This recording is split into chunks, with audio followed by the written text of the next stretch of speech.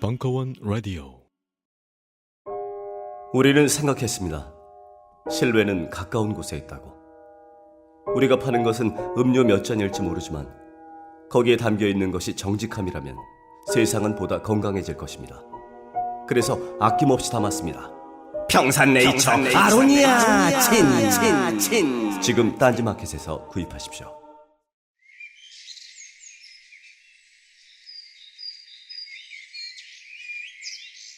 농부 철학자 윤구병과 정혜은 PD의 북토크. 혼자이면서 같이 사는 것에 대하여. 2017년 1월 13일 강연.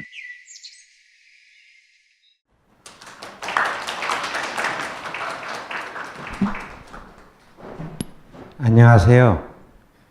반갑습니다.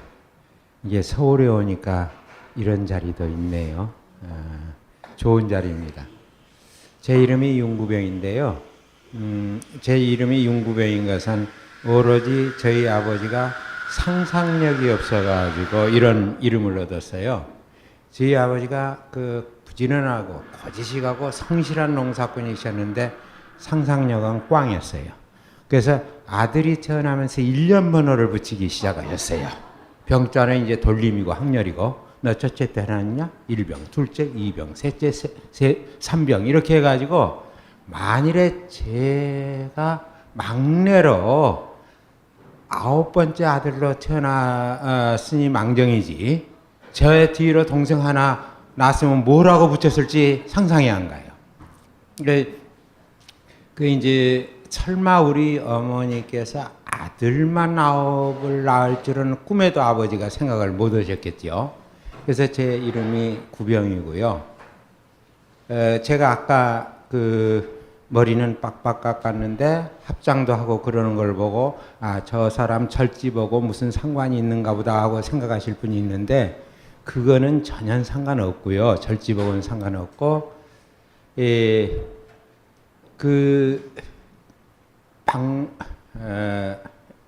박문희 선생님이라고 계시는데 50년 이상을 방배동 근처에서 유치원을 하신 분이에요.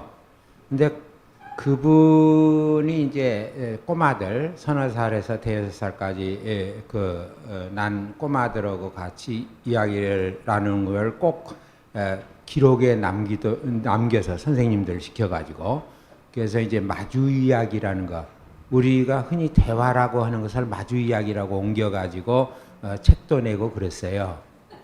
근데 할머니가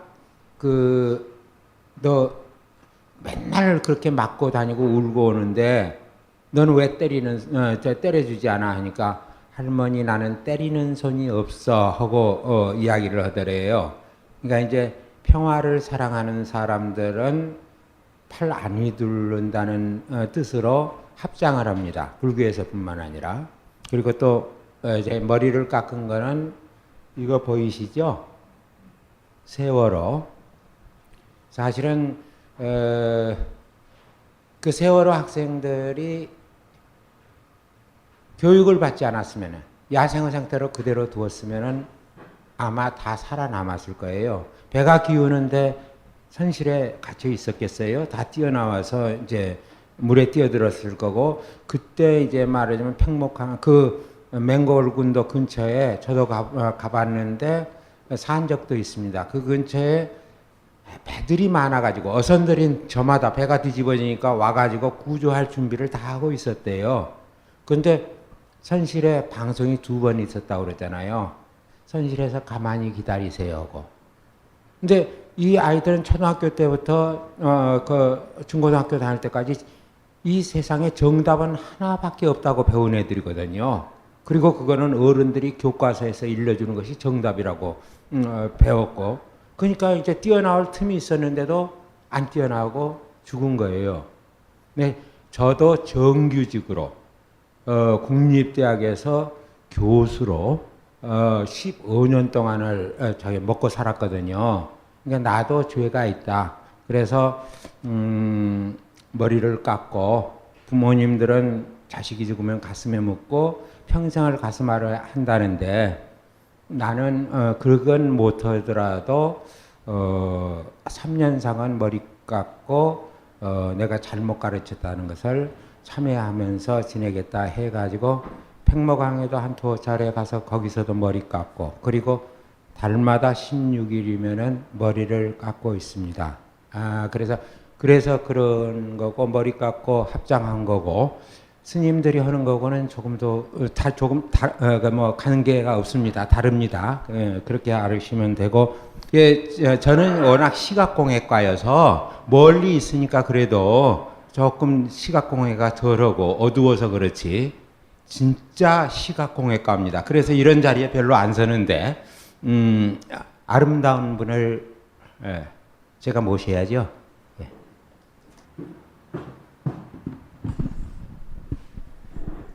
안녕하세요. 저는 CBS 라디오 PD예요. 사실은 지금 방송 시간 중에 나왔어요. 시사자키 정관용입니다라는 프로그램 제작하고 있는데 8시에 끝나요. 근데 저희 팀하고 의논해서 윤구병 선생님 행사는 제가 가고 싶다고 그래서 방송 하다 말고 나왔어요.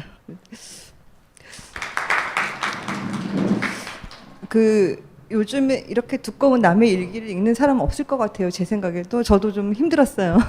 근데 선생님이 세월호 이야기로 시작하셔서 선생님 그동안 몇 차례 만날 때마다 세월호 이야기를 한 번도 안 하신 적이 없는 것 같아요. 저를 만날 때는 항상 그것을 의식하고 있다고 생각이 들어서 저도 지난해 제가 4.16의 목소리라고 유족들이랑 같이 팟캐스트를 만든 적이 있어요. 그래서 지금은 제가 하고 있지 않지만 그때 저희 모두가 생각할 만한 어떤 이야기를 정말 많이 들었어요. 근데 오늘은 이제 한 가지만 말씀을 드리면 이제 아까 정규직 말씀하셨는데 그때 이제 정규직 아닌 여자 선생님 2분이 있었던 거 기억하세요?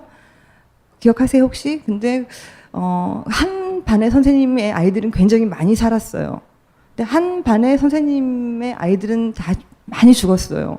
그러면은 똑같은 이제 임시 선생님인데 어떤 반 아이들은 많이 살았고 어떤 반 아이들은 많이 살지 않았을까? 그 차이가 궁금할 수도 있겠죠. 그냥 아이들이 묵고 있던 방이 더 깊었나? 뭐 이런 차원일까? 그래서 이제 그걸 좀 유족들이 알아봤어요. 왜 이 반 아이들은 더 많이 살고 왜 이 반 아이들은 더 많이 죽었을까? 그랬는데 그 두 여자 선생님, 비슷한 또래의 두 여자 선생님은 차이가 있었어요. 한 선생님은 굉장히 엄격한 부모 밑에서 자랐어요. 그러니까 가정교육, 스스로 받은 교육 자체가 스스로 판단을 내리는 주체였다기보다도 룰을 따르게 교육을 많이 받으셨어요.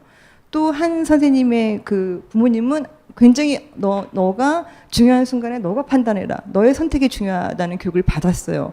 그래서 가만히 그게 차이가 과연 있을까? 유의미한 차이가 있는 게 무슨 일리가 있는 생각일까? 보니까 어떤 순간에든 네가 선택하고 네가 책임을 지고 판단할 수 있는 사람이 되거라라고 교육을 받은 쪽 선생님 반 아이들이 훨씬 많이 살았던 거죠.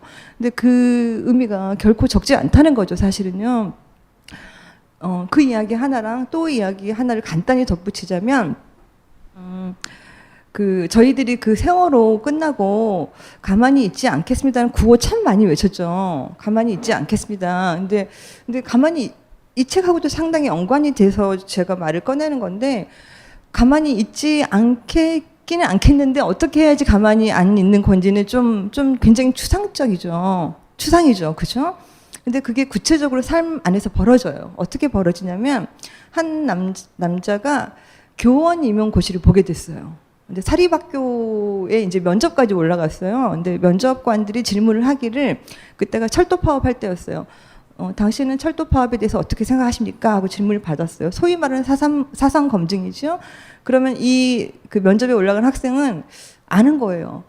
이럴 때는 나의 생각을 말을 하는 게 아니라 면접관이 난처해하지 않을 그런 대답을 해야 한다라고 이미 이제 수험생들 사이에는 있는 거죠. 대답하는 요령, 면접실에 대답하는 요령 이런 게 이미 있단 말이에요. 근데 문제는 나는 정말 철도 파업이 옳다고 생각하는 거예요. 철도 민영화에 반대를 하는 거예요. 철도 민영화가 되기 때문에 되게 많은 철도 노동자들이 죽는다고 생각한단 말이에요. 그래서 이 사람은 저는 철도 파업에 반대합니다라고 말을 하게 된 거예요. 몇 개 더 이제 사상 검증에 해당하는 질문이 이어지고 그것 때문이라고 아무도 말을 할 수는 없지만 결국 떨어졌단 말이에요. 그래서 이제 너무 상심해가지고 집에 있는데 이렇게 코를 빠뜨리고 있는데 아빠가 이렇게 똑똑똑 노크를 하고 와요. 그러더니 이렇게 할 말이 있는 것처럼 이렇게 하더니 너 혹시 면접 볼 때 학교에서 너한테 돈 요구한 적 있니? 하고 물어보더래요. 왜 소문이 있잖아요. 사립학교 들어갈 때는 뭐 얼마를 요구한다. 그런 소문을 아빠도 들은 거예요. 근데 사실 이 학생은 그런 말을 들은 적이 없어요. 그래서 솔직하게 아빠한테 저는 그런 말을 들은 적이 없습니다. 라고 했어요. 그랬더니 아빠가 뭐라고 했을 것 같아요? 맞춰보세요. 아빠가 뭐라고 그러셨냐면 만약에 네가 그런 요구를 받으면 아빠한테 말을 해라. 아빠가 그 돈을 어떻게든 마련해 볼게. 근데 그때 이 학생이 든 생각이 그거였어요. 내가 그 돈을 내고 교사가 되는 게 바로 가만히 있는 거구나. 근데 제가 이 말을 이렇게 길게 꺼내는 이유는 1996년 1월 13일 바로 오늘 또 선생님이 서울에 오셨더라고요. 아침 일찍. 그때 나눈 대화가 뭐냐면 선생님은 왜 어린이 책을 내려고 하십니까? 그런 질문을 누구한테 받아요. 그래가지고 아니 그 어린이들하고 이렇게 영속적으로 이어져야 되고 막 이런 생명체로 이어져야 되고 그런 말을 하다가 중요한 건 추상이 아니라 구체, 실질적인 행동이라고 느끼는 것이 1월 13일자 일기예요, 사실은. 근데 저희한테도 중요한 건 내가 어떻게 살아야겠다는 막연한 관념, 막연한 추상이 아니라 어쩌면 한 발자국이라도 움직여서 구체적으로 뭐를 하는 거가 아닐까 싶고, 사실 이 1000페이지 이르는 책의 모든 내용을 그냥 하나로 합하면 되게 구체적이다. 제일 많이 나오는 단어는 돼지고기와 막걸리. 얼마나 많이 먹는지 몰라요, 이 책에서. 그리고 제일 많이 나오는 동사 먹는다. 마신다. 그 다음에 그 96년 상황에서도 체력이 별로 안 좋으셔서 알아누웠다.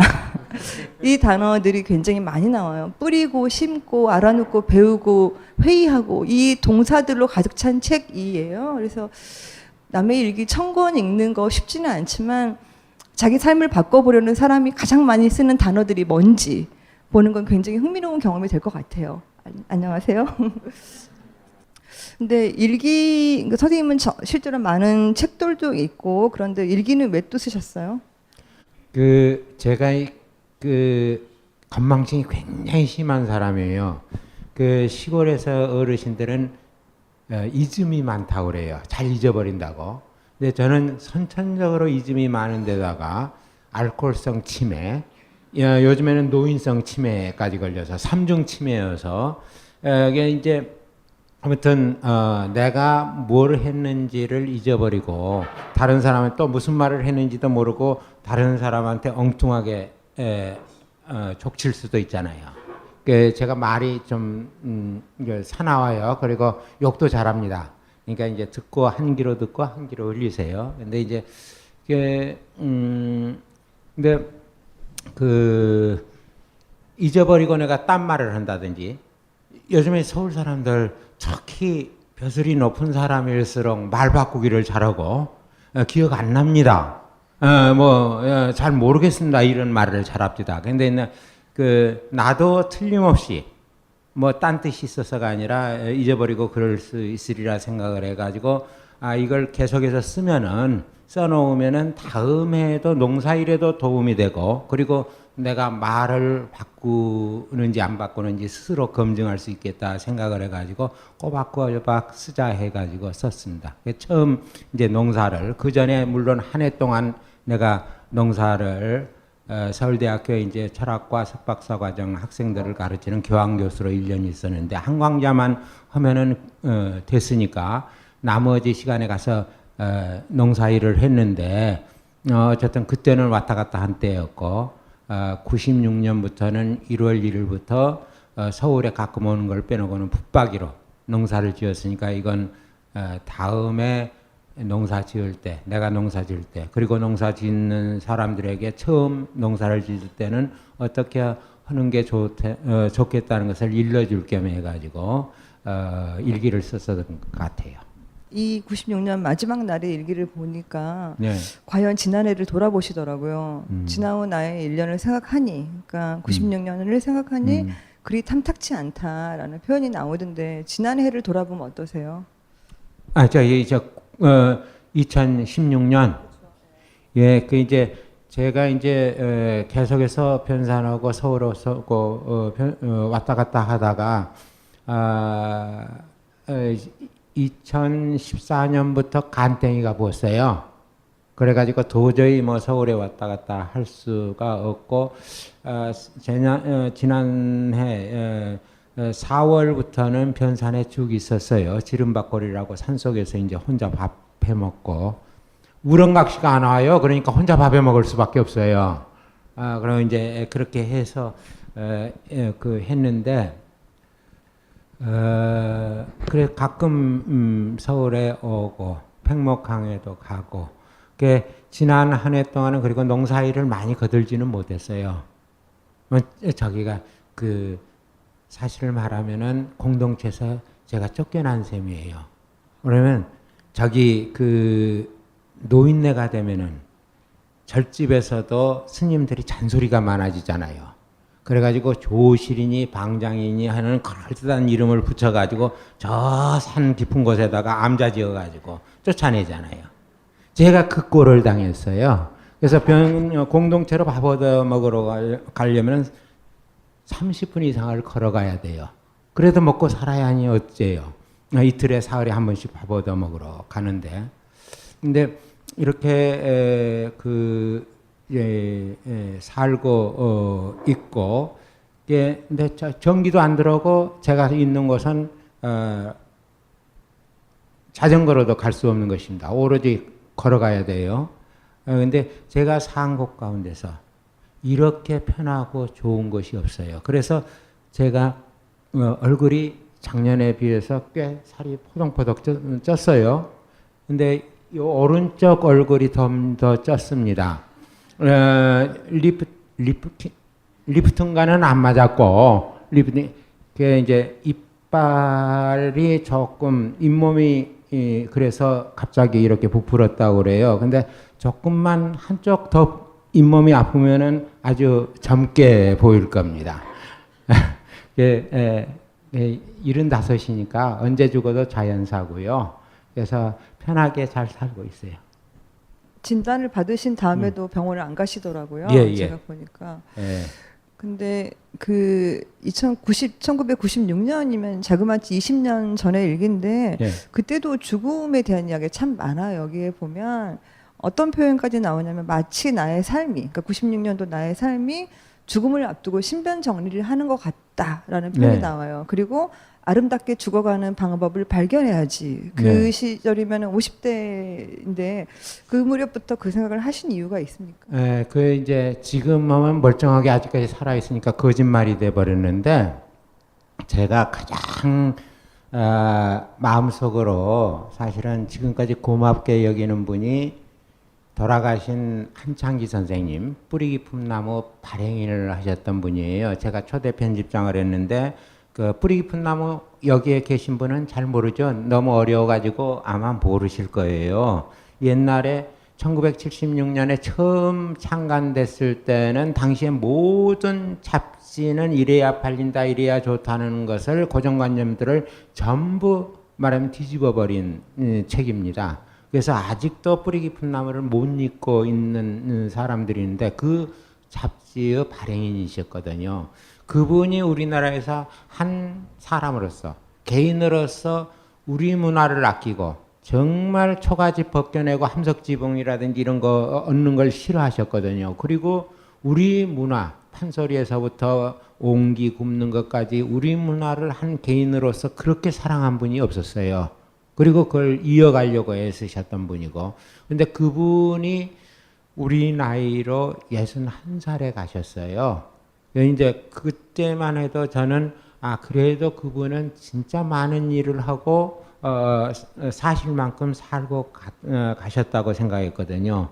우리 집안에서 우리 아버지 때까지 하면은 저처럼 장수한 분이 없어요, 지금.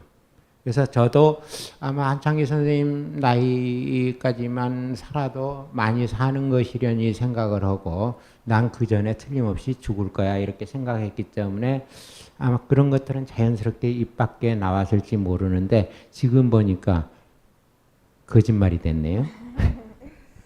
근데 이 책을 읽다 보면 이제 한 농부의 노동과 먹성에 관한 식습관에 관한 책이기도 하지만 굉장히 아름다운 거기 살기 때문에 쓸 수 있는 아름다운 것들이 나오는데 제가 가장 이건 참 아름답다고 느낀 두 부분이 있는데 선생님이 조금 더 설명을 해주셨으면 좋겠는데 이런 편지를 쓰는 구절이 있더라고요. 뭐냐면은 소중한 것은 절대 변하지 않는다. 기억나세요? 제가 그런 말까지 썼어요. 소중한 것도 바뀌더라고요. 네, 소중한 것은 변하지 않는다. 그런 표현을 쓰셨는데 저는 가끔 달 보면 그런 생각 하거든요. 초승달이나 반달이나 네. 보름달이나 사실 어떻게 보이든 본질은 똑같잖아요.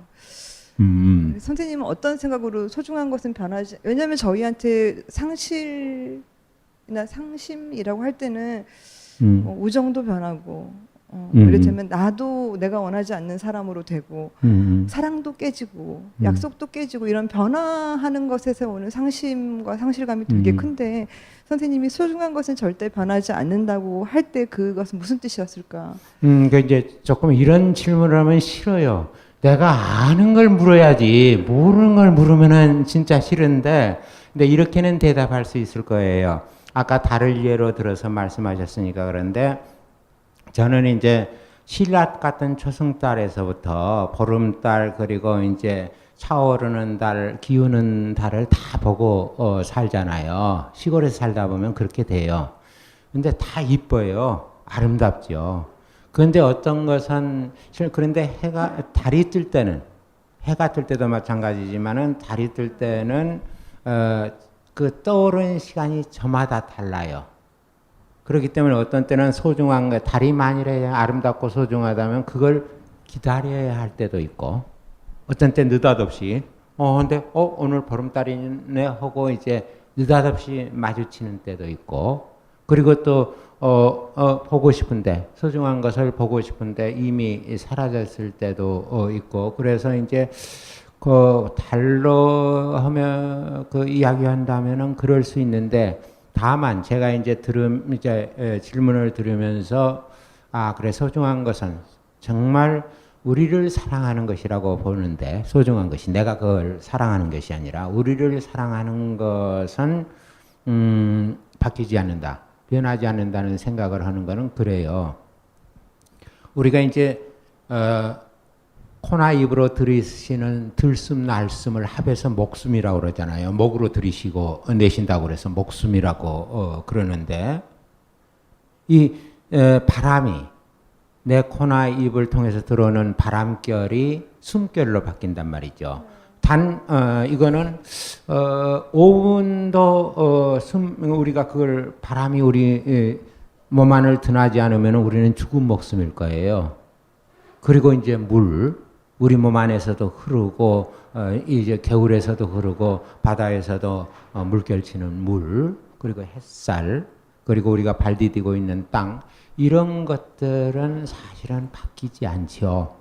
이게 만일에 교란이 일어나 버리면은 실제로는 물이 불이 돼 버린다든지 뭐 이렇게 교란이 일어나 버리면 우리는 살아남을 수가 없잖아요.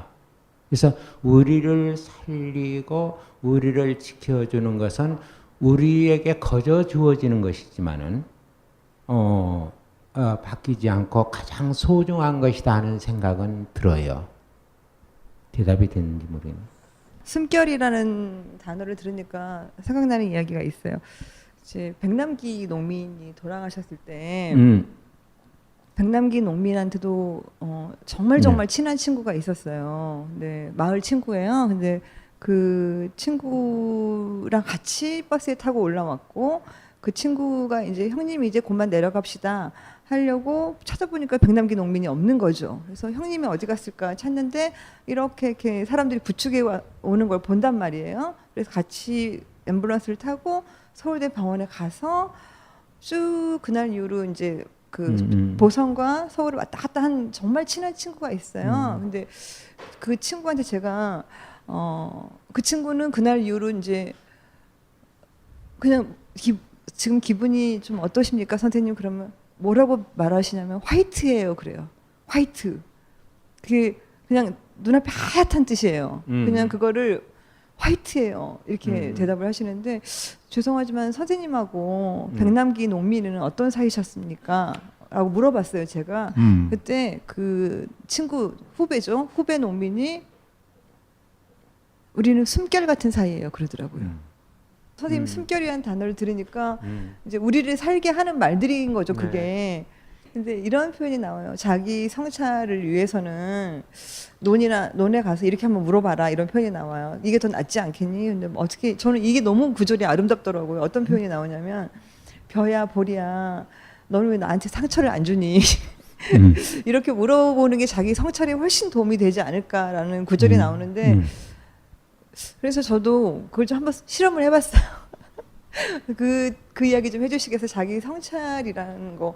그러니까 선생님도 사실은 농사를 제가 좀 기가 막힐 때가 있어요. 이 책 보다가 언제냐면 막 농사를 짓고 막 일을 하다가 갑자기 약간 가출 같은 거를 해, 이 공동체에서. 그러면서 나를 찾아 떠나는 여행을 가야겠어. 달아나는 거죠, 달아나는 거. 나의 내면을 찾아 떠나는 여행을 해야겠어. 막 이런 구절이 나와요. 근데 그때까지 주로 뭐 했냐면 돼지고기 구워 먹고 막 이러니까. 그러니까 사람들이하고 북적북적 한다고 공동체를 했는데 그 북적북적 자체가 너무 힘든 거예요. 그래서 그냥 휙 이렇게 나를 찾아 떠나야지 이러고 떠나시는데 그때 이제 자기 성찰 이야기 하시면서 자기 성찰하는데 어쩌면 논밭에 가서 벼야 보리야 너는 나한테 왜 상처를 안 주니라고 묻는 게 더 나을 것 같다라고 대화하는 장면이 나와요. 그 자기 성찰 이야기 좀 듣고 싶어요. 도대체 그러니까 이런 거 일기는 안 내야 돼요. 별 이상한 귀절 꺼내가지고 이 나한테 성찰을 강요하고 있는데 그 성찰이라는 말 저 요즘 안 쓰거든요. 멋있지만은 저 압록강 건너온 말이어서 뭔 말인지 잘 모르겠어요. 여기 성찰로 나와요. 예, 그러니까 그때는 내가 이제 유식했던 모양이죠. 그래서 성찰이라는 말을 썼던 모양이지. 근데 여기 계신 분들이 어떤 사람한테 만나서 고마움을 느낄 때 뭐라고 그래요? 대체로 감사합니다라고 하지요. 이제 감사하지도 않은데 감사하다고 그래요. 대체로 그래요. 인사 삼아서. 고맙다고 하는 분들이 별로 없어요. 근데 성찰이라는 말도 마찬가지죠. 조금 이제 하지 말라고 이런 이야기는 하지 말라고 이야기를 했는데 고맙다는 말이 어디에서 나왔는지를 제가 말씀을 드릴래요. 우리는 이제 옛 역사를 보면은 곰이라고도 해요. 나중에 개마고원, 그 다음에 이제 또 금화 왕도 있고, 그 다음에 구미도 있죠. 지명으로 누가 태어난 곳이에요. 거기 박루가. 구미도 있고 그 다음에 하늘에 줄을 치는 거미도 있죠. 그 다음에 부산 할 때 얘네는 가마매라고 그랬어요. 가마매도 있고. 근데 이게 같은 뿌리에서 나온 건데 김씨도 마찬가지입니다.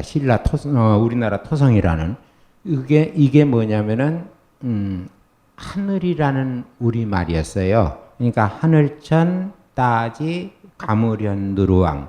무슨 말이냐면은 하늘은 검고 땅은 누르다라는 말로 우리가 이해하는데 옛날에 이제 사전적인 정의라고 해서 렉시칼 데피니션이라고 해서 한 말을 다른 비슷한 말로 바꾸어서 쉽게 알아들을 수 있게 하는 것을 사전적인 정의라고 그러거든요. 그러니까 이제 그리고 5세기까지는 우리나라에 받침이 없었으니까 닷소리와 홀소리가 하나 뭉쳐서 한 소리 단위를 이룬다고 그랬으니까 그러니까 이제 아마 저희 고마, 가마, 개마, 저희가 금화 뭐 이런 식으로 했을 거예요. 나중에 그것이 모음이 떨어져 나가 버리고 받침으로 됐지만 근데 고마 하는 것은 뭐냐면 하늘이라는 말입니다. 우리나라에서 곰에 관련된 지명이 굉장히 많죠. 근데 우리나라는 반달곰밖에 안 살고 그거 별로 이쁘지 않아요. 우리나라 사람들이 특히 곰을 사랑하는 백성이었다고는 할 수 없는데 굉장히 많아요. 땅 이름으로는 나중에 웅이로 바꾸죠. 고뭉자, 웅진, 뭐 곰나루 해가지고 많은데 이 하늘이라는 뜻이거든요. 그러니까 이제 옛날부터 우리나라나 중국이나 하늘은 스카이 블루라고 생각하지 않았어요. 햇볕이 간섭하는 하늘은 하늘의 본디 빛깔이 아니다. 밤하늘, 검은 하늘 빛깔이 본디 빛깔이라고 봐가지고 천지 현황을 하늘천 따지 가물현 혹은 거물현 누루황, 다시 말하면 하늘은 검이고 혹은 감이고 땅은 누리다 에서 나온 말이거든요.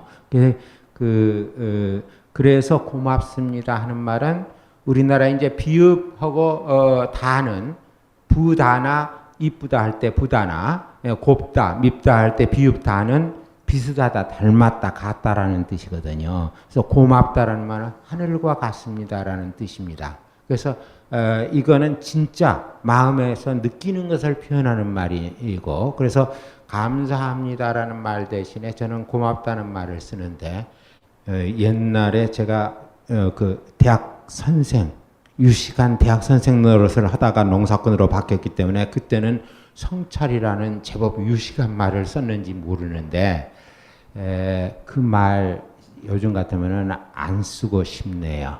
그건 생각을 안 해봤어요. 그 후로 성찰하는 삶을 살아보지를 못했기 때문에. 근데 어쨌든 그 제목이 그러잖아요. 같이 산다는 게 뭔지 알아하고, 같이 산다는 게 뭔지 잘 모르시죠? 어떤 사람이 이제 혼자 사니까 외롭겠어요 하고 누가 위로 삼아서 말했더니 둘이 살면 안 외로운가요? 하고 대답했다고 그래요. 이제 이 같이 산다는 거를 제가 이제 그 선한교 선생하고 이야기하면서 그 이야기를 아마 했었던 것 같아요. 고슴도치 두 마리가 서로 좋다고 껴안는 거나 비슷하다. 그런데 고슴도치한테는 이제 그 가시가 있잖아요. 빽빽이 나 있잖아요. 털이 가시로 돼 있잖아요. 껴안으면 서로 상처를 주는 거예요. 상처를 입는 거예요. 그래도 껴안고 살아야 할 수밖에 없죠. 사람은 혼자 살아남을 수 없으니까. 그래서 이제 그 같이 산다는 게 그렇게 때로는 괴롭습니다. 아픕니다.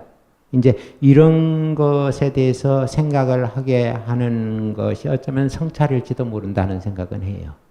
선생님 책에 보면은 정말 많이 나오는 단어가 지금 쓰신 단어에 앉는다, 부둥켜 앉는다. 그 동작을 굉장히 좋아하시는 것 같더라고요.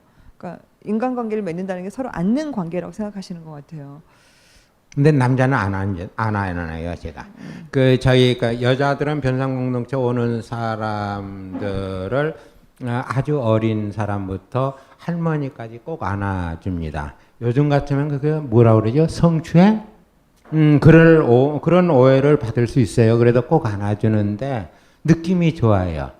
그 이제 옛날에 1980년대 그때 미국 특히 이제 서구에서 엔카운터 운동이라고 그래가지고 서로 안아주기를 이제 운동 삼아서 널리 한 적이 있어요. 그래서 이제 그 좋아 보이더라고요. 그리고 안으면 정말 느낌이 좋아요. 그래서 이제 누구나 덥석 안아주고 그러는데 여러분들이 보리 타작을 해보신 적 있나요? 혹시 여기에? 그리고 저희가 논에 가가지고 김매 보신 적 있나요? 보리를 이제 그 타작하다 보면은 그게 이제 보리가시래기라고 그러죠. 그게 이제 등을 파고 들고 해가지고 그게 창이 말하면 비늘이 굉장히 많이 달린 창같이 쑤셔대요. 엄청나게 괴로워요. 그리고 그 김을 매다 보면은 자기가 볏잎 그게 전부 칼로 바뀝니다. 그래가지고 마구 저희가 손발을 썰어요. 물론 이제 깊이 상처는 안 주지만은. 근데 이제 그렇게 해서 상처를 주는 것들은, 우리 몸에 상처를 주는 것들은 많죠. 그래도 이제 그런 것들은 어떤 때는 치료를 하기도 하고 저절로 낫기도 하는데 마음으로 그리고 그거는 우리가 아니까 여기 들어가서 논 메고 보리 타작하려면 이 정도는 견뎌야 한다 하는 것을 아니까 상관이 없는데 아마 벼고 보리한테 내가 정답게 이야기한 것 같아요. 워낙 이제 나도 이 상처를 주고 상처를 받기도 하고 껴안으려다가 그런 일이 많았기 때문에 그런 것 같아요. 그것도 성찰이라고 그러나? 그 앉는 동작 있잖아요. 요 동작.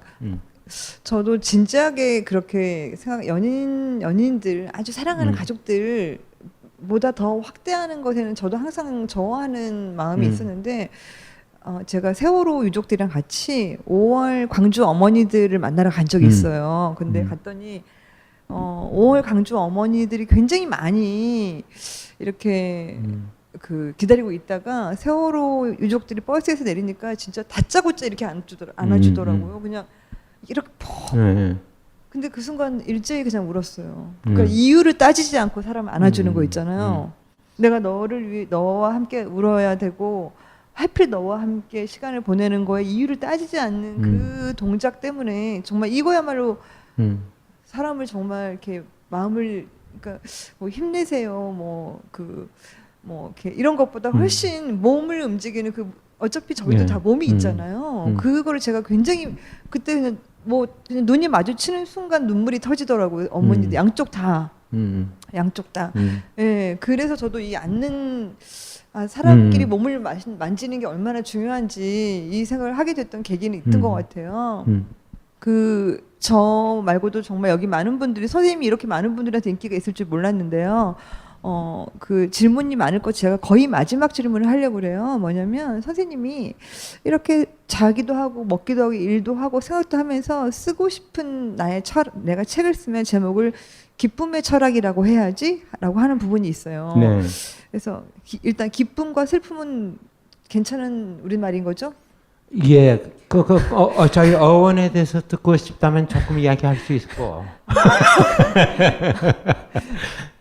일단 우리말인 거 맞죠? 예, 맞습니다. 아주 잘 깨끗하고 좋은 우리말입니다. 네, 다행이네요. 근데 굳이 기쁨의 철학이란 책을 쓰고 싶고 그 부제는 슬픔의 강을 건너서라고 해야겠다라고 생각하는 장면인데 그 기쁨 그리고 기쁨의 철학 근데 그 앞에 슬픔의 강을 건너는 책을 쓰고 싶다 한 이유에 대해서 좀 듣고 싶어요. 제가 아까 잠깐 지나가면서 부다 혹은 비읍하고 다하는 것은 같다, 닮았다, 비슷하다라는 뜻을 가지고 있다고 그랬죠. 우리말에. 그래서 고맙다 하는 것은 하늘과 같다라는 뜻이라고 말씀드렸죠. 근데 이제 기쁘다라는 말은 어디에서 나오느냐면 기세에서 나옵니다. 우리가 깃들다고 그러죠. 새가 둥지에 깃든다. 이제 기세에서 나중에 기역이 지읍으로 바꾸고 시옷이 비읍으로 바뀌어가지고 집이 나옵니다.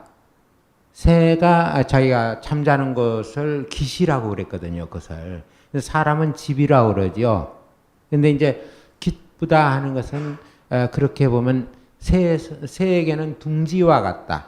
우리 사람에게는 집과 같다라는 뜻이라고 저는 봅니다. 그러니까 편하다, 좋다. 쉴 수 있다. 이런 뜻인데, 그래서 기쁘다 하는 말은 우리말에서 그 집에 있는 것 같다. 이런 뜻이라고 보고, 이제 슬프다 하는 것은 거기에도 옛 5세기까지 우리말에는 자기 거친 말, 요즘은 뭐냐면 격음이라고 하는 거, 학자들이. 그리고 이제 된말, 쌍기역 할 때 이제 뭐 이런 것들을 이제 된말이라 경음이라고 그러잖아요. 그런 거 없었다고 그래요. 5세기까지는. 그러니까 이제 부드러운 말이 우리말이었고 실제로는 그 저기까지 1900 한 20, 30년대까지도 이 우리말은 외국에서 들어온 말을 빼면은 아주 부드러운 말이었고, 그리고 외국에서 들어온 말도 부드럽게 바꿔서 번역을 했어요. 예를 들면 성경 보면은 이제 필리포를 빌리보라고 그러거든요. 빌리보.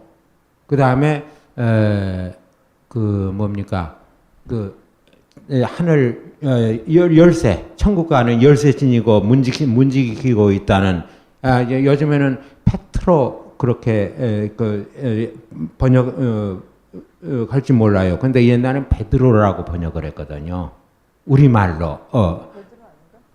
베드로인데 요즘은 그렇게 촌스럽게 번역 안 해요. 원어음 그대로 페트로 이렇게 번역을 합니다. 제 유식하죠. 이제 이렇게 한데 슬프다도 이제 중세는 사르뿌디어 이렇게 나옵니다. 그러니까 푸라는 발음 안 합니다. 근데 이제 우리가 낯설다 그러죠. 산설고 물설고 낯설다. 낯익으면은 편하고 낯설으면은 말하자면 불편하잖아요. 두려움을 느끼잖아요. 예, 이 낯입니다. 낯설다 하는 건데 그리고 이제 떡이나 밥도 설면은 먹기가 그렇잖아요. 그래서 이제 설다 하는 것은 뭔가 처음 만나가지고 저 사람이 나한테 어떻게 대해야 할지 잘 모르겠다. 불안하다. 두렵다라는 느낌을 불러일으키거든요. 설다는 것이. 그래서 이 설은에서 슬픔이 저는 나왔다고 보거든요. 낯설고 산설고 물설고 이런 데 가면은 나그네로 가는 거잖아요. 늘 낯익은 사람들하고 살다가 나그네로 나서면은 실제로는 낯이 서니까 그것이 서른 것 같다. 해가지고 슬프다라는 이야기잖아요. 그러니까 기쁨은 제가 철학을 쓰고 싶다. 형이상학을 쓰고 싶다. 나중에 지금까지 못 쓰고 있습니다. 근데 그 슬픔의 강을 건너서라고 이야기한 것은 이렇게 누구에게나 마치 둥지 속에 깃을 마련하는 것처럼 집에 있는 것처럼 그런 철학을 썼으면 좋겠다. 기쁨을 주는 철학을 썼으면 좋겠다 하는 생각에서 그렇게 했어요. 그런 것 같아요. 오늘 선생님하고 나눈 대화 중에 제일 기억에 남는 거는 우리가 사랑하는 것들이 우리를 돌본다. 그 이야기 참 저는 공감하면서 살고 있는 것 같아요. 제가 평생에 걸쳐서 책을 참 좋아했는데 내가 책을 좋아하는 줄 알았는데 책이 저를 굉장히 돌봐줬다는 느낌이 요즘 들고요. 화분도 그래요. 그 화분을 기를 때 새순이 올라오면 내가 물도 잘 주고 햇볕에도 잘 놔줬기 때문에 새순을 피우는 거라 생각했는데 그 새순이 저를 얼마나 기쁘고 정말 에너지를 주는지 모르겠어요. 그래서 저는 같이 사는 것에 대하여 지금의 생각을 만약에 그러니까 이 책 전체가 사실은 그러니까 사람과도 같이 사는 문제지만 자연과도 같이 사는 문제이고 또 나 자신과도 같이 사는 문제인 것 같아요. 자기 자신에 대한 불만을 끌어안고 자기 자신에 대해서 좀 실망하거나 부끄러운 마음을 끌어안고 자기 자신하고 관계 맺는 법까지 포함해서 같이 사는 것에 대하여 만약에 어떠한 이 책의 흐름을 따라간다면 그런 것 같아요. 정말 구체적으로 뭔 일을 하면서 따져봐라. 그냥 계속해서 저는 인상적인 게 12월 25일 날 밤에 고작 하는 게 오줌 누는 거더라고요.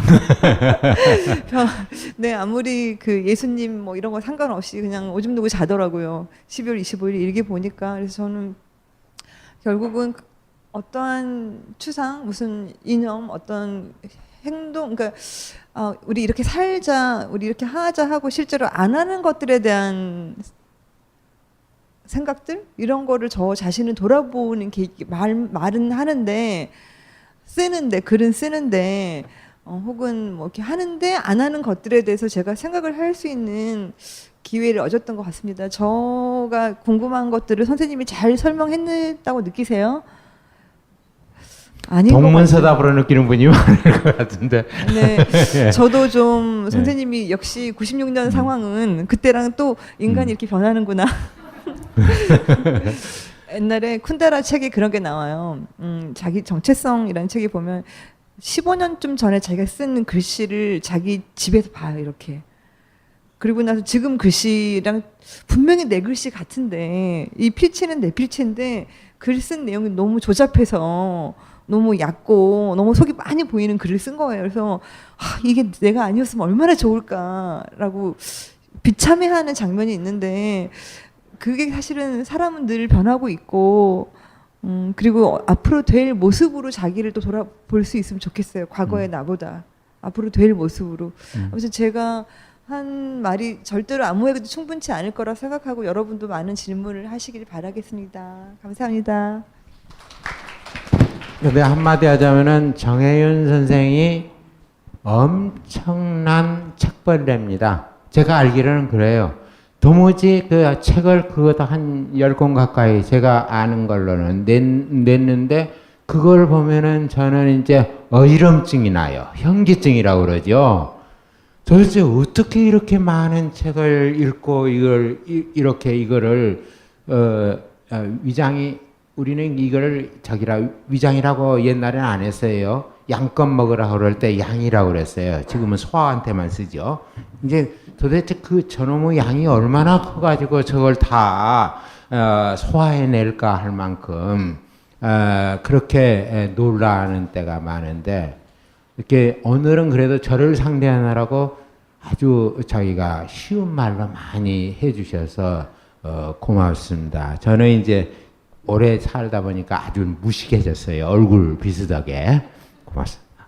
잠깐 선생님 책에 그 어린애 같은 맑은 눈빛으로 그러니까 마치 우리가 그 정원에서 노는 고양이나 강아지를 볼 때 그런 눈빛으로 자기 자신을 보고 싶다는 표현이 나오더라고요. 근데 제가 볼 때는 그런 흐름으로 무식해져 가는 것 같다. 이런 생각이 그래요. 아까 무식하다는 표현을 하셨는데 철없고 내가 철없고 귀여워 보이죠? 아니 선생님이 그런 눈으로 자신도 보고 세상도 보는 것 같고 일단 제가 내려가기 전에 한마디만 할게요. 제가 아까 올 때 처음에 여기 섰을 때 제가 시사자키 정관용입니다라는 프로그램을 하고 있습니다 그랬잖아요.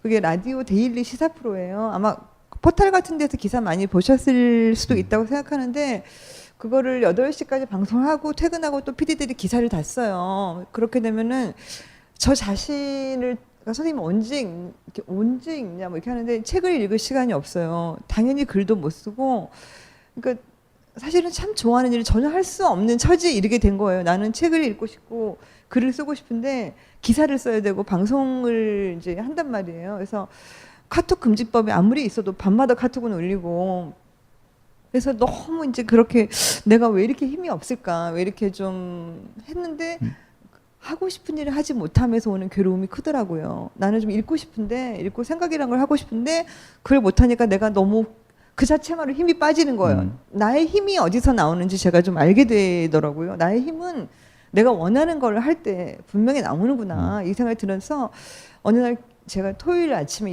새벽에 일어나고 안 되겠어. 토요일 일요일은 나한테 선물을 줘야겠어. 결심을 하고 회사 뉴스를 전혀 보지 않고 글을 쓰기 시작했어요. 그냥 자료 없이 여기 앉아가지고 이렇게 책상에 앉아서 혼자 하루에 10시간씩 그랬더니 이틀에 150매씩 쓰는 거예요. 그러니까 터져 나오는 거죠 이렇게. 그러니까 사람이 책 중에 그게 나와요. 너 정말 우주를 바꿔보고 싶니? 바꾸려면 정말 간절히 원해라 그런 말이 나와요. 근데 나는 그렇게까지 간절히 원하는 게 없다 이런 표현이 나오는데 저가 요즘 느끼고 있어요. 내가 어떻게 앉아가지고 그냥 150매를 쓸까. 그래서 제가 나는 진짜 놀랍다. 원하는구나. 뭔가를 강력하게 원하는 상태에 있구나라고 느꼈는데 아마 결국은 그 방향으로 가지 않을까. 가장 원하는 것을 하면서 힘을 얻고 그런 그렇게 되려고 이런 자리들도 오시고 그랬지 않을까 생각합니다. 반갑습니다. 네, 변산으로 오세요. 정혜윤 선생님 고마워요. 정혜윤 선생님 책을 사실은 제가 사서 본 것도 있고 받아서 읽은 것도 있고 그런데 읽으면서 졸라 열등감 느꼈습니다. 이제 이 졸라라는 말은 제가 아들한테 배웠거든요. 그래서 한 20년 이상을 제가 아주 제때 써먹고 있는데 입에 달고 살아요. 얘가 이제 그때 고등학교 3학년이니까 제 대학교 막 들어갔는가 했는데 졸라 해가 입에 자기가 달고 살아서 야 그게 뭔 말이냐 했더니 매우 아주 몹시라는 뜻입니다. 그래서 그 말 졸라 좋구나. 나도 쓰자 해가지고 졸라라는 말을 자주 쓰는데요. 요즘에는 이제 저희가 알파벳으로 C자를 쓰고 아라비아 숫자로 8을 제가 쓰는 경우가 있습니다. 입으로도 쓰고 글로도 쓰는데 이제 18 이 말이죠.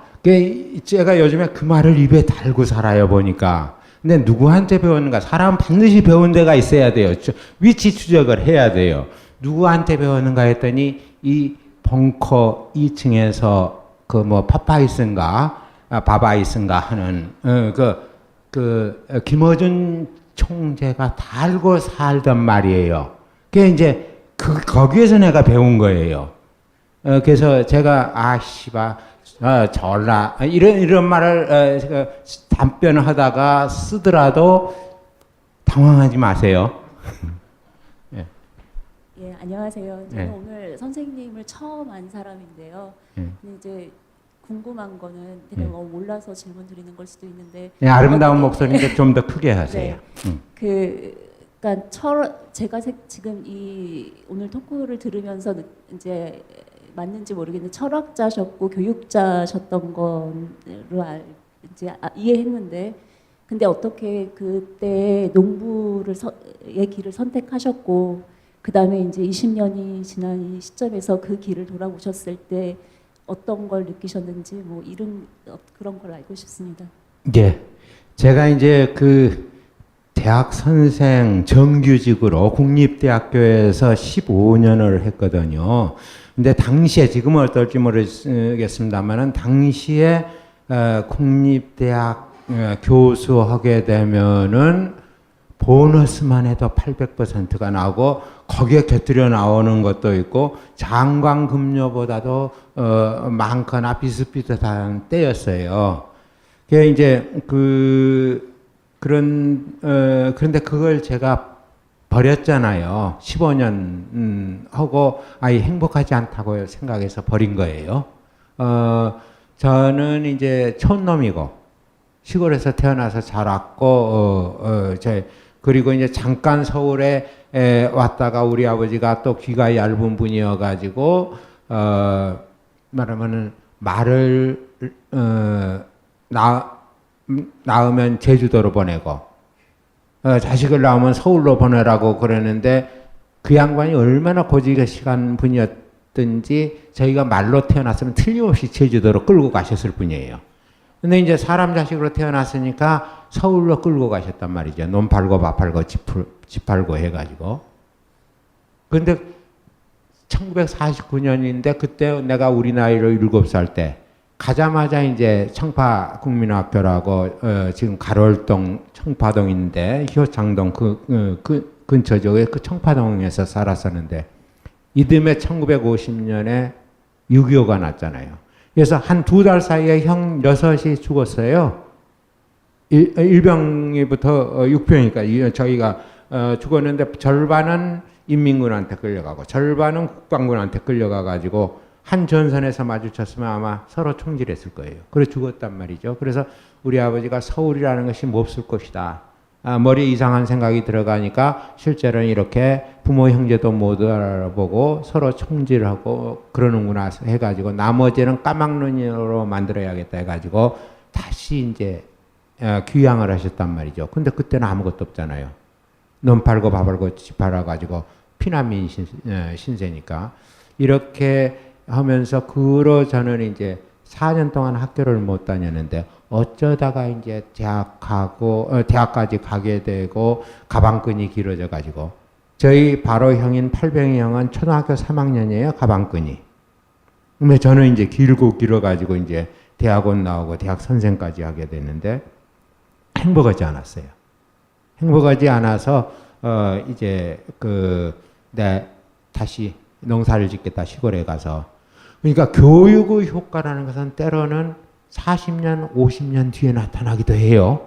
우리 아버지가 농사꾼을 만들겠다고 아예 학교도 안 보내려고 했는데 그 효과가 50년 가까이 돼서 나타났잖아요. 제가 농사꾼이 됐잖아요. 그 이제 그렇게 해서 이제 대학을 그만뒀는데 행복하지 않아서 그만뒀고, 뭐 그러냐면 이 저마다 자기한테 가장 절실한 질문은 남하고 공통점을 안 가지고 있다는 게 있어요. 그 질문에. 그럼 이제 선생님 질문이 있어요. 뭐 이제 용기를 내서 뭐 망설이다가 질문을 하죠. 이제 중학교 때부터 이제 그렇게 하는데, 그렇게 질문을 하면 당연히 사적인 질문이 나올 수밖에 없어요. 자기한테 가장 절실한 질문이. 그러면 꼭 똑똑이들이 교실에 있습니다.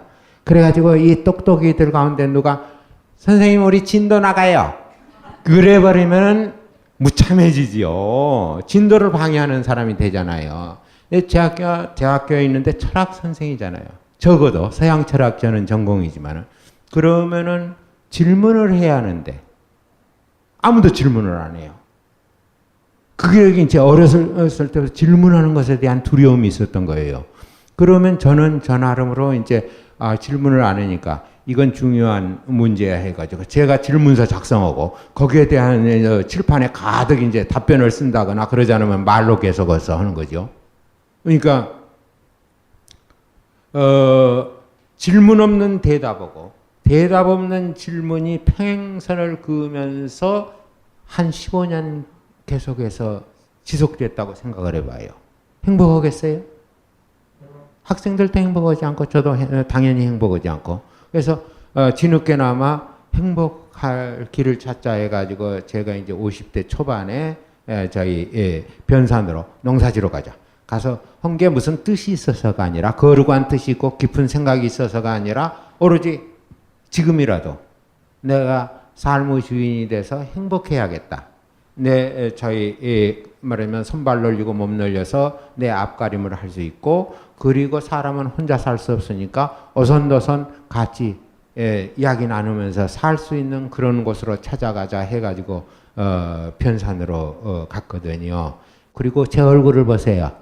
지금 20년 전에 제가 마지막으로 이제 20년도 넘었거든요. 근데 이제 그 제자들을 가끔 자기가 보는 때가 있습니다. 찾아오기도 하고 어쩌다 만나는 때도 있고. 그런데 선생님이 20년 전보다 얼굴이 훨씬 더 좋아 보여요. 행복해 보여요. 그런 말을 듣습니다. 여러분들이 보기에도 제가 행복해 보여요? 그럼 됐어요. 저는 한 번도 대학 선생을 그만둔 거를 자기가 후회해 본 적도 없고 불행스럽게 느껴본 적이 없습니다. 악몽을 꿀 때는 가끔 대학 선생 노릇하고 있는 꿈을 꿉니다. 저도 질문 드리겠습니다. 선생님의 뜻에 따라서 그런 결정을 내리시고 그런 삶을 사셨는데 그 선생님 주변에 계셨던 선생님의 가족은 가족의 삶은 어땠을까? 제가요 딸이 하나 있고 아들을 낳았는데 저희 이 애들이 제가 후회하는 건 그겁니다. 가끔 후회를 해요. 자주는 않고. 서울에서 태어났거든요. 둘 다예요. 제가 대학 선생하고 있는 동안에. 근데 이 아이들이 저는 사람 비슷하다고 봅니다. 근데 이 아이들이 스스로 손발 놀리고 몸 놀려서 제 앞가림을 하는 아이들이 아니에요. 하긴 도시 사람들은 머리만 굴려서도 먹고 살 수 있으니까. 근데 제 손발 놀리고 몸 놀려서 스스로 제 앞가림을 할 수 있게 기르고 가르치지 못했다는 것이 하나 후회가 되고. 그러니까 안 오죠. 제가 아무리 도시에서 이제 훨씬 커버렸는데 시골에 들어가겠다 그러니까 손사래를 쳐요. 못 산다고. 그래서 안 오고. 그리고 각시도 도시내기예요. 이제 저는 전라도지만은 각시는 이제 저희 경상도입니다. 마산 출신인데 이 초기에 제가 농사 지을 때 몇 번 와봤어요. 근데 관절염이 심하고 이제 그림 공부를 한 사람인데 못 견디겠다고. 그래가지고 몇 번 해보다가 다시는 안 와요. 그래서 이 애들하고 각시하고 함께 그 농사를 지었으면 제일 바람직하겠지만은 저 혼자 간 셈입니다. 이게 조금 아쉬운데 그건 제 생각이고 이제 자기가 제 이제 애 엄마는 제가 10년 전부터 농사지러 언젠가 갔다 나올 때 할 때 가 하고 적극 찬성하는 것 같더니 막상 이제 농사지러 간다 했더니 진보다리 싸니까 누가 농사꾼 자식을 사위로 맞으려고 그러겠어. 누가 농사꾼 자식한테 딸 주려고 그러겠어. 애들 자기가 시집장 가나 들여놓고 가라고 펄펄 뛰더라고요. 그렇게 얼굴이 달라질 수가 없어요. 근데 그래도 다 지 앞가림으로 다 짝 찾아서 이제 사는데 어쨌든 그렇게 해서 그거는 제가 함께 하지 못했습니다. 지금 저 애 있으세요? 몇 살이에요? 그때가 좋습니다. 철없을 때 저희가 시골로 데리고 가가지고 하게 되면 아이들이 딴 생각을 않게 됩니다. 그리고 시골만큼 아이들에게 부모한테는 힘겹고 정말 살기 힘들지 모르지만은 아이들한테는 변상공동체를 예로 들어서 아이들한테는 천국입니다. 제가 어렸을 때 자랐을 때와 똑같이 산에 들어가고 물가에서 놀고 바닷가에서 놀면서 마음껏 뛰놀면서 자연이 가장 큰 스승이니까 그 큰 스승으로부터 온몸으로 받아들입니다. 삶에 필요한 정보들을 받아들입니다. 그래서 학생들도 학비가 없거든요. 기숙사 생활을 해요. 근데 밥 먹는 거, 자는 거, 학비 일치 없어요. 그러니까 이제 전국에서 좀 부모님이 학교에서는 떨려 나왔는데 뭔가 이 아이가 배웠으면 좋겠다 하는 부모님들이 아이들을 보내가지고 중고등학생들을 이제 해마다 좀 차이는 있지만 저희는 한 학년에 5명씩 그 이상은 이제 우리가 맞아서 공짜로 먹이고 저희 재우고 가르칠 수 없으니까 5명씩 해가지고 중고등학교에서 30명만 받자 해서 그렇게 하는데 어떤 때는 이제 좀 수가 많아지기도 하고 또 적어지기도 합니다. 근데 그 아이 가끔 멀쩡한 소득이 있고 직업이 있는 부모들 가운데서도 우리 아이는 거기 가면 안 되느냐고 묻는 분이 있습니다. 근데 그러면은 제가 1급 비밀 청기 누설을 가끔 하는 때가 있습니다. 애가 가출하겠다면은 내버려 두세요. 그리고 다만 변산으로 가출하면은 괜찮다는 거 일러주시고, 걔가 지발로 가출해서 걸어 들어오면은 그때는 신분 과를 막론하고 받아들일 수밖에 없습니다. 지가 버티는데 어떻게 합니까? 이제 그런 이야기를 해주는데, 그래서 자기가 뜻이죠. 이 자리에 이제 마치고 나면은 보따리 준비해가지고 시골로 가십시오. 네, 안녕하세요. 네. 평소에 즐겨 부르시는 노래가 있으신지, 좋아하는 노래가 있으신지 궁금합니다. 예, 저는 노래는 다 좋아합니다. 그리고 조금 제가 이제 나도 좀 노래에 대해서 유식하다는 것을 이제 사실은 무식한데 드러내라고 그런다면, 제가 이제 특히 여자를 좋아하는데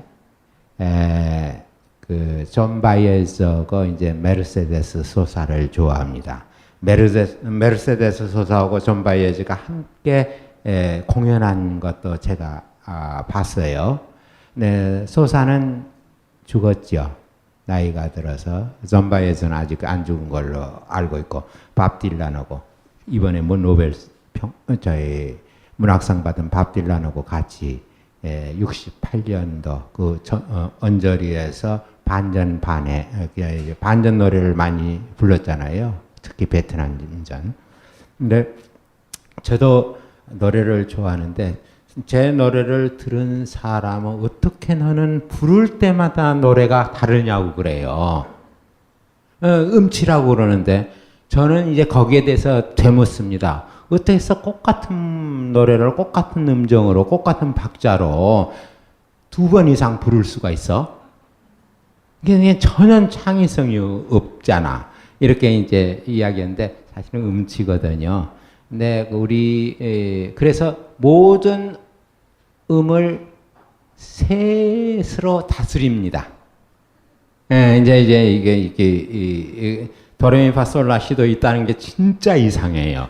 3개로 부를 수 있는데 왜 저렇게 복잡하게 여러 가지 음으로 부르지 하고 근데 노래 부르는 건 음치의 속성이 그렇잖아요. 노래 부르기 좋아한다는 게 가장 고질병이에요.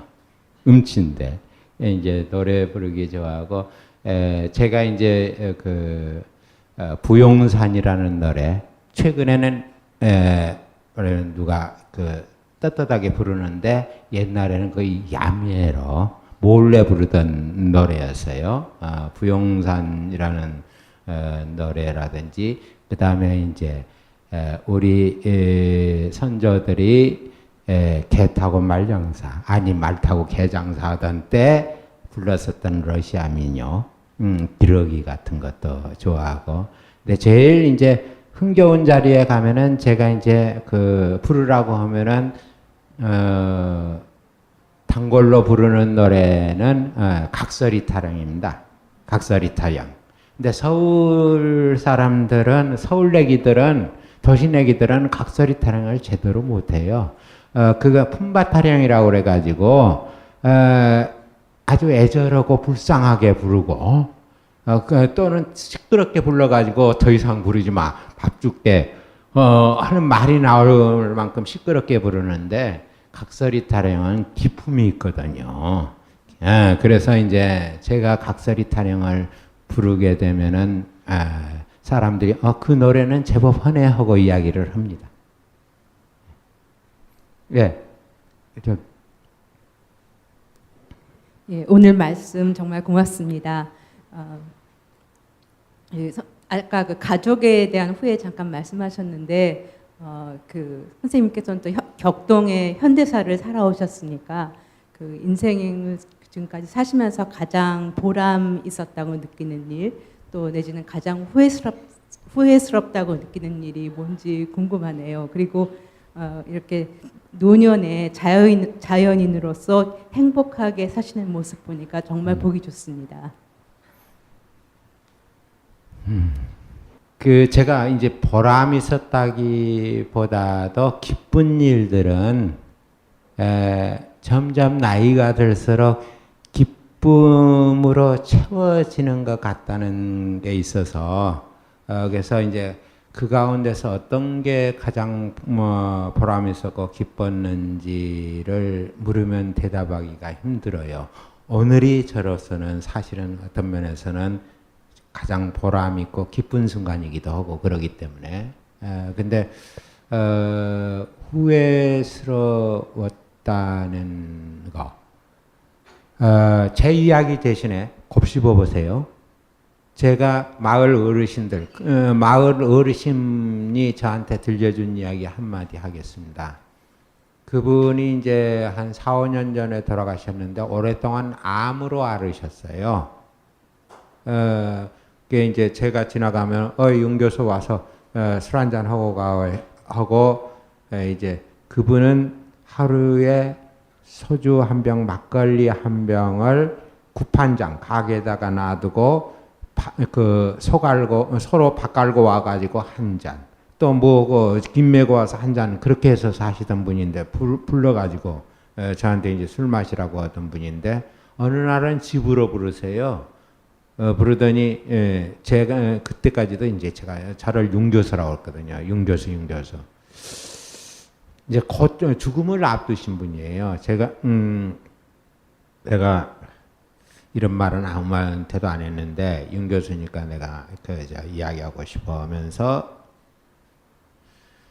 내가 부안에서 그때 모두들 춤바람이 전국을 휩쓸었을 때 부안에서 이제 저희가 부안에 춤추러 갔었는데 같이 춤추던 여자가 굉장히 마음에 들었답니다.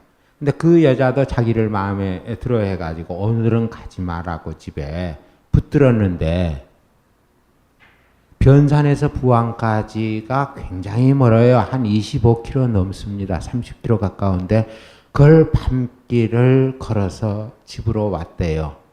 근데 그게 참 후회스럽다고. 그때 왜 그 여자가 붙드는데 가서 함께 하룻밤에 지나지 않을지 모르지만은 아무튼 함께 그 말을 들어주지 않고 혼자 고집스럽게 밤길을 걸어왔던가, 그게 가장 후회스럽다는 이야기. 저는 진짜 깜짝 놀랐어요. 그 충격을 받았어요. 어떻게 해서 곧 돌아가실 분이 이런 것이 가장 가슴에 남지 하는 생각을 했는데, 제 맨 여기 이 책 맨 뒤에 그 사랑이 오면 기다리게 하지 말라고, 문 밖에 서성거리게 하지 말라고, 그냥 안으라고, 이렇게 한 것이 비슷하게 써놓은 거 있거든요. 그러니까 정말 절실하면은 그냥 맞으세요. 이런저런 생각을 하고 끊어내지 말고. 제 대신 대답을 합니다.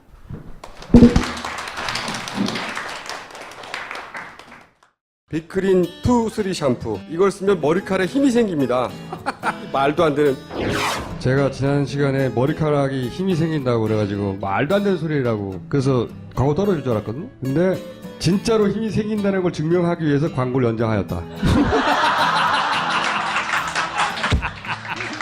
좋아! 그럼에도 많은 분들이 구매해 주셨습니다. 그리고 구매 후기를 통해 인정해 주셨습니다.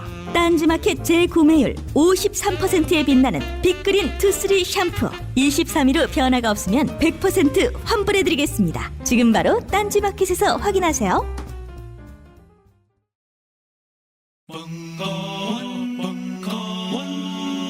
벙커원 라디오